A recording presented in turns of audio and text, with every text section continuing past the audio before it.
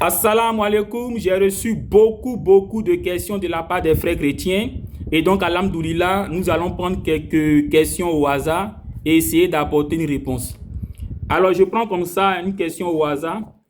Pourquoi l'islam dit que l'enfant que Abraham a voulu sacrifier est Ismaël, alors que la Bible dit que c'est Isaac? Je reprends sa question. Pourquoi l'islam dit que l'enfant que Abraham a voulu sacrifier est Ismaël, alors que la Bible dit que c'est Isaac?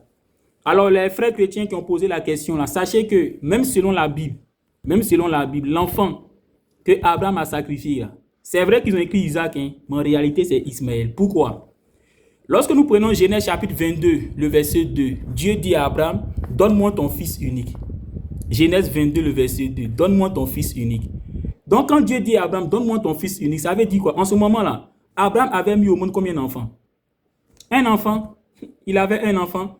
Raison pour laquelle Dieu dit en Genèse 22, verset 2, donne-moi ton fils unique. S'il avait plusieurs enfants, Dieu n'allait pas dire, donne-moi ton fils unique. C'est parce qu'en ce moment-là, il n'avait qu'un seul enfant. Il avait mis au monde ne serait-ce qu'un seul enfant. Voilà pourquoi Dieu dit en Genèse chapitre 22, le verset 2, donne-moi ton fils unique. Maintenant, dites-moi les frères chrétiens, quel est le seul enfant que Abraham a eu avant de faire les autres enfants? C'est pas Ismaël? C'est Ismaël. Or, Genèse chapitre 22, le verset 2, au moment où Dieu parle à Abraham, il dit, donne-moi ton fils unique. Ce qui sous-entend qu'en ce moment-là, le nombre d'enfants que Abraham avait mis au monde était 1, et non 2, et non 3. Donc, étant donné que Ismaël est le seul enfant que Abraham a eu avant de faire les autres enfants, donc ce fils unique en ce moment-là ne pouvait être que Ismaël. Deuxième argument, dans le même Genèse chapitre 22, là, au verset 19, il est dit, quand Abraham a fini de faire le sacrifice, il s'est retourné à Beth-Sheba avec l'enfant. Genèse chapitre 22, le verset 19. Il s'est retourné à Beth-Sheba avec l'enfant. Donc ça veut dire qu'il était à Beth-Sheba, il est parti faire le sacrifice et il s'est retourné à Beth-Sheba. Du coup, si on sait qui vivait à Beth-Sheba, on saura quel est l'enfant que Abraham a pris pour aller faire le sacrifice pour se retourner à Beth-Sheba où il vivait. La Bible dit en Genèse chapitre 35, le verset 27, que Sarah et Isaac n'ont jamais vécu à Beth-Sheba, mais qu'ils ont vécu à Hébron. Ça, c'est Genèse chapitre 35, le verset 27 qui le dit. Donc, du coup, celui avec qui Abraham est parti de Beth-Sheba pour aller faire le sacrifice pour retourner à Beth-Sheba ne peut pas être Isaac, puisque Genèse chapitre 35, le verset 27 dit que Sarah et Isaac n'ont jamais vécu à Beth-Sheba, mais qu'ils ont vécu à Hébron. Par contre, quand on prend Genèse chapitre 21, le verset 14, on nous informe que c'est Agar et Ismaël qui vivaient à Beth-Sheba. Donc, étant donné que Genèse chapitre 19, Genèse chapitre 22, le verset 19 dit que Abraham s'est retourné à Beth-Sheba avec l'enfant, donc ça veut dire que l'enfant qu'il a pris de Beth-Sheba pour aller faire le sacrifice pour retourner à Beth-Sheba, c'est qui? C'est Ismaël. C'est Ismaël, puisque Genèse chapitre 21, le verset 14 nous informe que Agar et Ismaël vivaient où? Vivaient à Beth-Sheba. Et Genèse chapitre 35, le verset 27 nous dit que Sarah et Isaac n'ont jamais vécu à Beth-Sheba, mais qu'ils ont vécu à Hébron. Donc les frères chrétiens, je crois à alhamdoulilah avoir répondu à votre question. Je prends une autre question au hasard. Pourquoi êtes-vous musulman alors que la sourate 19, le verset 70 dit que tous les musulmans iront en enfer? Pourquoi moi je suis musulman alors que la sourate 19, le verset 70 dit tous les musulmans iront en enfer? Dans la sourate 19, le verset 70, il est dit, il n'y a personne parmi vous qui n'échappera à l'enfer. Il n'est pas dit musulman, il est dit vous. Il n'y a personne parmi vous qui n'échappera à l'enfer. Donc ici, le vous là, c'est mis pour qui? Un mot, une phrase n'a de sens que dans son contexte.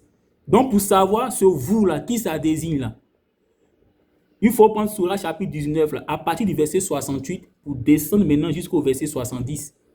Quand on lit à partir du verset 68 pour descendre jusqu'au verset 70, au verset 68, il est dit, par ton Seigneur, nous les rassemblerons, eux et les diables. En disant eux et les diables, donc il s'agit des mécréants ainsi que des diables.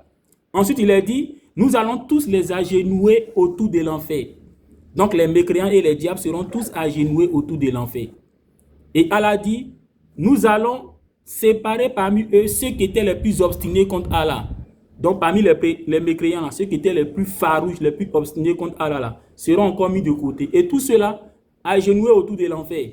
Et maintenant le verset 70 dit, il n'y a personne parmi vous qui n'échappera à l'enfer. Donc le vous là, c'est mis pour qui ici? C'est mis pour les mécréants ainsi que les diables. Puisque à partir du verset 68, on parle des mécréants et des diables. Jusqu'à ce qu'on tombe sur le verset 70 où il est dit, il n'y a personne parmi vous qui n'échappera à l'enfer. Un mot, une phrase n'a de sens que dans son contexte. Puisque ici, on parlait des mécréants et des diables. Et qu'au verset 70, on dit, il n'y a personne parmi vous qui n'échappera à l'enfer. Donc le vous ici, là, est mis pour les mécréants et les diables. Je prends un exemple. C'est comme par exemple, tu dis, je vais prendre tous les voyous et les brigands là, et je vais tous les rassembler autour de la Maca. Et je vais les mettre agenouillés autour de la Maca. Il n'y a personne parmi vous qui n'échappera à la Maca. Le vous ici, là, c'est mis pour qui? C'est mis pour les brigands, hein, ainsi que les voyous. Là. Parce qu'un mot n'a de sens que dans son contexte. Donc, étant donné que la sourate 19, le verset 68 à 72, quand tu commences le verset 68, tu te rends compte qu'on parle des mécréants ainsi que des diables. Donc, le vous dont il est question au verset 70, là, parle de ces mécréants ainsi que les diables. Là. Maintenant, je vais te poser une question pour ne pas dire à tous ces chrétiens qui m'ont posé cette question-là. En Marc chapitre 9, le verset 49, Jésus dit « Car tout homme sera salé par le feu ». Jésus parlait de l'enfer, il parlait de la géhenne. Et puis il dit en Marc chapitre 9, le verset 49, « Tout homme sera salé par le feu ». Il ne dit pas « Tout homme sera salé par le sel », mais il dit « Tout homme sera salé par le feu ». Quand il dit « Tout homme sera salé par le feu de la géhenne », donc le feu de l'enfer, le tout homme là, est-ce que les chrétiens ne sont pas dedans aussi? C'est ma question qui est là. Marc chapitre 9, le verset 49. Jésus dit, tous les hommes seront salés par le feu. Il parlait de la géhenne et puis il dit, tous les hommes seront salés par le feu. Donc ma question, quand il dit tout homme là, sera salé par le feu de la géhenne, le tout homme là, est-ce que les chrétiens aussi sont dedans? Parce qu'il a dit tout homme, il n'a pas limité ça. Il dit tout homme. Donc est-ce que les chrétiens aussi sont dedans? Je vais prendre encore une autre question. Est-ce que les convertis de la DDR, ce n'est pas de la mamaille? Étant donné que s'ils sont convertis, il y a au moins 99% qui sont djoula. Est-ce que les convertis de la DDR, ce n'est pas de la mamaille? Étant donné que s'ils sont convertis, il y a au moins 99% qui sont djoula. Mon frère, moi par exemple, je ne suis pas djoula, je suis dida. Je suis dida. Parce que quand je lis bien ta question, tu ne comprends pas pourquoi, quand la DDR fait ses convertis, la plupart des convertis sont des djoulas. Bon, moi, je ne suis pas membre de la DDR parce que je viens à peine de me baptiser. Pour être membre de la DDR, il faudrait que je fasse mes preuves et il faudrait que voilà, j'ai un peu d'expérience. Et là, comme ça, après, je pourrais maintenant faire la demande voilà, pour intégrer la DDR. Sinon, jusqu'à peu du contraire, je ne suis pas encore membre de la DDR.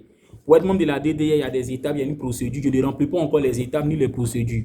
Donc, cette question-là, c'est mon père spirituel, Oustad Diané, qui peut te répondre. Ou bien mon dévancier, mon Oustad Ismaël Aka, qui peut te répondre. Je vais passer à une autre question.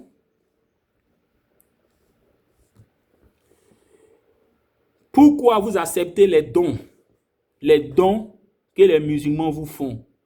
Pourquoi est-ce que nous acceptons les dons que la communauté musulmane nous fait? Ah, les frères chrétiens, ça c'est quelle question ça? Ça vous fait mal? Ça vous fait mal de savoir que la communauté musulmane nous soutient?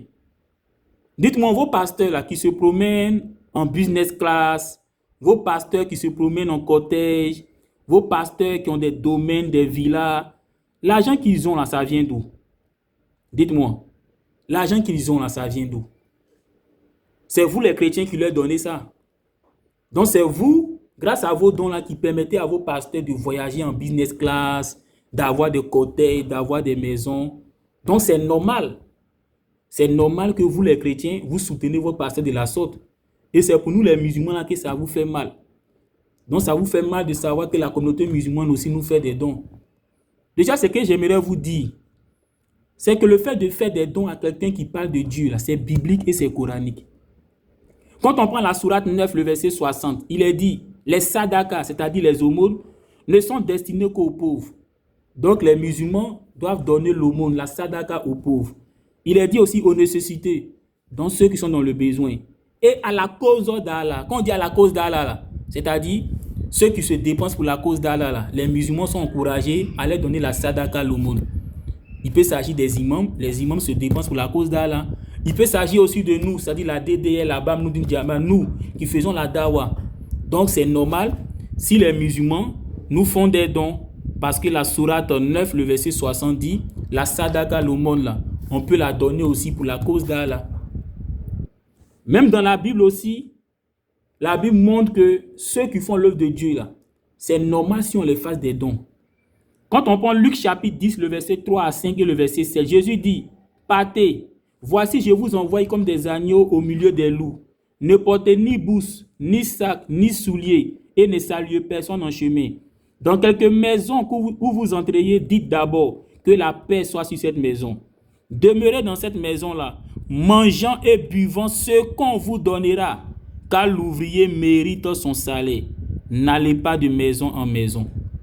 Donc Jésus dit à ses disciples, allez-y sans prendre des vivres pour parler de l'évangile. Maintenant, dans les maisons où vous allez rentrer, là, si les gens vous donnent à manger, à boire, prenez manger, car l'ouvrier mérite son salaire. Jésus dit, les dons qu'on va faire à ses disciples, là, pendant qu'ils seront en train d'évangéliser, ils n'ont qu'à prendre ça comme les salaires. Comme les salaires. Donc pour Jésus, c'est normal si ses disciples acceptent les dons qu'on les donne. Luc chapitre 10, le verset 3 à 5 et le verset 7. Quand on prend le texte de Galates chapitre 6, le verset 6, il est dit que celui à qui l'on enseigne fasse part de ses biens à celui qui l'enseigne. Donc ici, la Bible dit, quand quelqu'un te parle de la parole de Dieu, là, c'est normal que tu lui fasses des dons, que tu lui fasses part de tes biens, que tu lui donnes quelque chose. Je crois que j'ai bien répondu à votre question.